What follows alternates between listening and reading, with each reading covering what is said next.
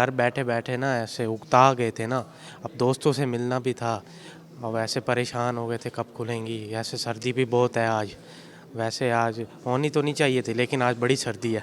आने का दिल तो नहीं था, घर वालों ने रोका था लेकिन मैं फिर चला गया। सर्दी तो बहुत ज़्यादा है, लेकिन दोस्तों से मिल के बहुत ज़्यादा खुशी हुई है। स्कूल खुलने चाहिए, तैयारी अच्छी हो जाती है, वरना घर बैठ के इंसान बोर ही होता रहता है। दोस्तों से मिल भी लेता है, खेल भी लेता है, थोड़ा सा पढ़ भी लेता है, सारी चीज़ें सही हो जाती हैं। बच्चे माशाल्लाह काफ़ी आए हैं और बड़े एम्बिशियस थे कि स्कूल खुल गए, बड़े खुशी खुशी आ रहे थे। ठंड तो थी, हमने इनको तलकीन की है कि बच्चे जो हैं वो अपने जिस्म को ढांप के हैं ताकि सर्दी से मुतासर न हो और सेहतमंद रहें और अपनी तालीम में ज़्यादा से ज़्यादा तवज्जो दें। सर्दी की शिद्दत तो है, लेकिन ये फ़ैसला भी ठीक है, क्योंकि जब तक बच्चे स्कूल में नहीं आते इनका तालीमी सिलसिला जो है वो किस तरह जारी रहे।